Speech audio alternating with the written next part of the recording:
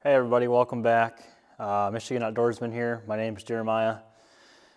Today I wanted to show you guys a little bit about some problems I've been having with this FX Panthera. It's new to me, it's a new rifle. It's not been out long enough for them to do some things. But this particular problem I don't think is a manufacturing issue. It's just when they assembled the rifle, we ran into some problems. But I kind of wanted to show you a little walk around on the gun, what I've done to it, and what I think of it. I guess at this point, I have shot quite a bit of rounds through it with getting a lot of mixed results. So I will show you around the gun a little bit, and I'll let you guys see the issue that I am talking about here. So starting back here, I've got the Air Marksman. What is it, the 310 bar bottle. And then I've got the Airgun Optics SH4 Gen 2. It's a 4-16. I wish I had the 4-25 or 5-25, whatever they call it. But I tell you what, after using that Element Nexus, I can't hardly look through the scope anymore. It's so hard to see that reticle clearly, or maybe I need glasses, I guess. It could be me. But I can't pick out the reticle on this. It's so fine. That's another part of the problem. This reticle is very fine. It's very hard to see, but it gets so blurry, and I play with the adjustment back here and I adjust the focus, and it's really hard for me to find that happy ground that I want to see. And if I stare at the target for too long, it gets blurred. I don't have that issue with other scopes, so I want to say it might be something to do with the glass on this rifle. I still haven't got any mags from Airgun Depot or FX for this rifle yet. They were supposed to be sending me them and have been running into a bunch of issues. So I got these from that, I forget what the company is anymore. Orion Hunter or something like that. He 3D prints these, and these are spectacular. You know, I have the other FX Impact to compare to, the 25 cal. And to use these magnetic closures and all that, I mean, it's just the way to go. So really happy with these. Very high vis, easy to see, easy to load. But with this Airgun Optics setup, I've got the FX no limit rings, and these are fantastic. I'm very particular on like certain things have to be high quality for certain applications. And these rings, just fitting them into this 34mm tube, you can tell they fit very well. Usually I got to lap rings. These rings came in very well. Now I did not lap these, they didn't need it, but you might be thrown off a little bit because of the way they're machined. And I'll go into detail on how these rings work when we go on the other side of the rifle. But to get everything to line up correctly, I had to use like the test bar and loosen these screws up that hold these things, because these things can float. Loosen them up, put the test bar in, and then lock them down, and then put my alignment pins in to see how far off we were. So it's kind of a little bit of a learning curve for me there. I've never had to do that before. But large plenum, obviously that's standard with the rifle. This is a 700mm barrel on it, but take a look at that muzzle. That muzzle, turned out that was fitted for a 22 caliber rifle, and I never caught that. Usually I clean out the rifle, and I would have caught that originally, you know, because at first I thought it was a 22 caliber, but this gun being a 30, when I loaded 30 caliber ammunition in, I just expected everything to be 30 caliber through and through. I should have caught that when I cleaned the rifle out, but I never cleaned it out before I fired it. I shot a couple pellets through it, and I was planning on sending it back. So I just never caught it. Well, that 30 caliber pellet took that front end off. It's supposed to have a threaded end cap on here, okay? And destroyed the threads, everything. I called up Airgun Depot. They're willing to take the rifle right back. They're okay with doing that. But they also told me to get a hold of FX because I might just be able to get this shroud. All it is a shroud that unscrews. I got it on a little tight. I might not be able to. We're going to thread this off. And this is all because somebody marked the box 22 caliber and had a 30 caliber rifle in here, and somehow got a 22 caliber end cap on it as well. But you can see some pellet shards there. If I can get this thing to focus. Some pellet shards. This is all terrible looking. Down in here you can't see unless you have a flashlight, but it's kind of crappy looking. But yeah, blew it right off. I never even heard it, didn't notice it. I mean, the gun's loud and I had ear protection on, so I don't know if, and never having shot it, I don't know what it's supposed to sound like. So I need one of these. So right now I'm working with FX, and that's been going on for about 4 days now, 4 business days, and I have not got a reply back on what's going to happen yet. If they want to send the gun back in, that's fine. I don't know if it did any damage to the barrel, because I imagine it might have done something on the ends, because I mean all of this, that barrel protrudes through that just a little bit. So I imagine it had to done something to the ends of it, but I don't know. It seems to be shooting fine, but I can't shoot slugs worth a darn out of the gun. I don't know how to tune it, I guess, or something. But here are what I am shooting right now. These are all the same weight, 44.75 grains. 30 caliber ammunition, which measures 308 with my calibers. Well, I bought the Nielsen Specialty 308 slugs, and these, I should have it down here somewhere, I think. I saved it. Yeah. These are what they look like after being loaded into the rifle.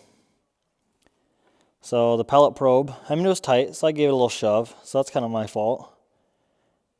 But it would not fire out of the barrel. I mean, they're tight, and that right there, that marker on the front is me and my ramrod getting it out. My cleaning rod, I should say. It's not a muzzle loader. So I was kind of disappointed because I bought 300 sized ammunition for this rifle, and I just could not get them to fly at all. So I thought, okay, maybe they need to be 308. So I bought a box of 308, and this is the lowest grain 308 weight that Nielsen sells, 65 grains. And yeah, they won't load into that gun. They're way too tight. You can see over here it sized it differently going through. Well, it gets jammed up in here, stuck halfway in between this pellet rod. And you can see down low, that's where the air comes up through the bottom and then out the front to push the projectile forward. Well, this thing being jammed halfway in there, I got no air transfer. I would shoot, all you could hear is a hammer smacking it, and then I'd pull back the charging handle, the bolt, and you'd hear a puff of air escape. So it wasn't even allowing air to go through and hit the pellet to move it out of the barrel. I did not try another one just because I figured it wouldn't work, so I'm pretty sure it won't.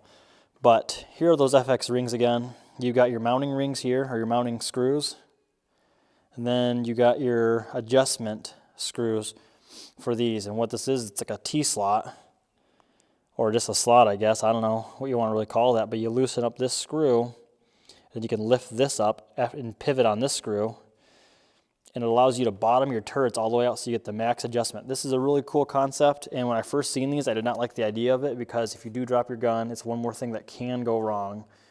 But they tell you, I forget what the torque is on those. I mean, I got them pretty tight. It's over 40 inch-pounds. I bet you it's closer to 60. You can reef on those suckers, and the people that I know that kind of convinced me to get them, they get them much tighter than I do. So it is capable of holding some weight, and they don't move. I mean, the recoil of the gun hasn't changed nothing. I'm getting pellet on pellet accuracy at 35 yards here. I figured I'd sight it in right there. Here are my settings, which don't really matter, but shooting that weight of pellets. Got my hammer spring tension set up, and then my regulator pressure there. So this gun shooting pellets does very well, but shooting slugs, I just can't get it tuned out. And I don't know if I need to have a different barrel for it, if you need the slug heavy liner. But as of now, there's no barrels for this rifle that I know of. So, and people with the 22 are shooting very heavy for caliber 22 pellets or slugs. So I don't know why I'm having troubles. Maybe I just don't like the Nick Nielsen's. So I need to try some other brands. I just haven't done that yet. But I kind of wanted to see what FX says about this before I invest too much into it. I already had some 30 caliber pellets, so I just shot those. If I shoot pellets, this thing's lights out all day long, pellet on pellet. The minute I throw a slug in there, and I have done varying weights slugs, of course they're the 300 sized diameter slugs, but they're all over the place. I cannot get one to hit the same hole whatsoever. This gun will not group with slugs. So let me know your guys' experience if any of you guys have a 30 caliber or 22 or whatever and it pertains to it. My thoughts on this rifle, very well built. Very, like you can pick it up by the pistol grip and there's no rocking or swaying, there's nothing, it's just solid. I don't know if you caught that little rattle here. This is something I don't like.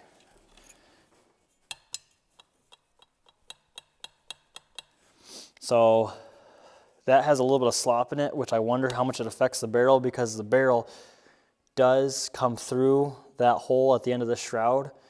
So if this is pressing up on that shroud, if this isn't rigid enough, that barrel can flex too. So I haven't shot it enough off of the bag, you know, moving the bag forward and back to see if it affects accuracy or not. It may not. It may not be a big deal at all, but it does make a little bit of a noise if you bump it. I think it looks cool. The rifle looks great. The adjustability on this rifle is excellent. You got all this included with it. You don't have to buy anything aftermarket. It's very easy to tune. I mean, I can't get pellets tuned right now or slugs because I just haven't shot enough of them to figure it out. And I'm new to the FX lineup as well, so just learning the guns is going to take me a little bit of time. But compared to my M3 Impact, this gun seems easier. You can hear a different tone in the gun when you're using too much air. Like too much air is blowing around the pellet or projectile, whatever you're doing, and then you know just to back off the hammer or the regulator. You know, you just kind of adjust one or the other, and you just kind of figure it out. I guess it almost just makes sense, I guess, over the other guns that I have. But right out of the box, it was shooting like 950, not touching any of the settings. I put the regulator up just a touch, and I'm getting these 44, 45 grain pellets at about 1,000 feet per second. They seem to be grouping just fine right there, and I'm shooting them at 60 yards.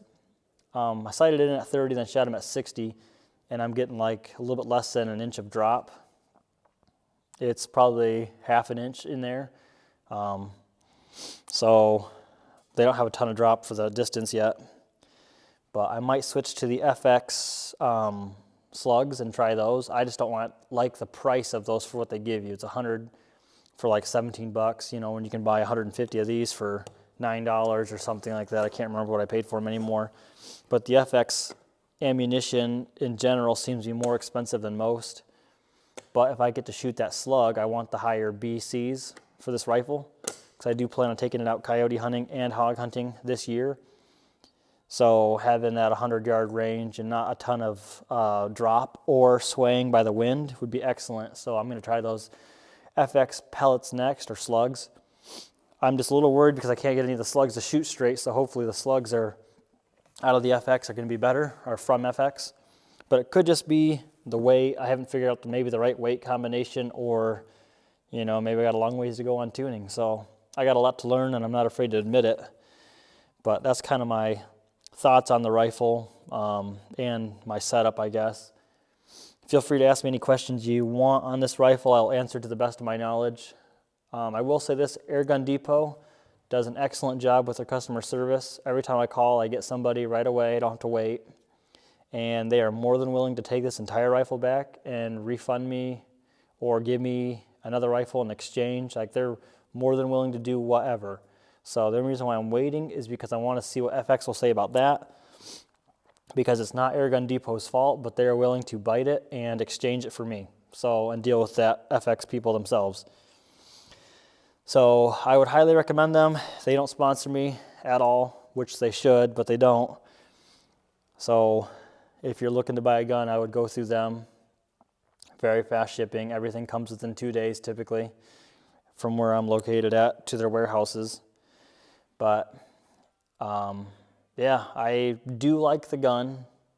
It's just taken a little bit to get used to, and then I had those issues. So, you know, my experience maybe could have been better, but it's not bad either way. And I am satisfied. The gun is a tack driver, and it's very consistent shot after shot.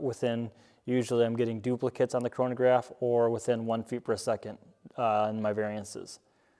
So, yeah, that's my thoughts so far. I will hopefully be bringing you guys some woodchuck hunting and other stuff like that with this rifle this summer. I got some stuff going on with some farmers that they'll allow me to hunt some pests in their fields. So, looking forward to that. So you guys keep on liking my videos and subscribing. If you're not subscribed, please consider doing that. That'll help my channel grow. And when you guys like it, it helps the YouTube algorithm, and it basically allows my videos to be seen by other people that are into the same thing. So it's easy for you guys to do. Just please consider liking them or disliking them if you don't like it. But that all helps kind of get my name out there a little bit, and it's something you guys could do on your end. So thanks for watching. I'll see you guys in the next video.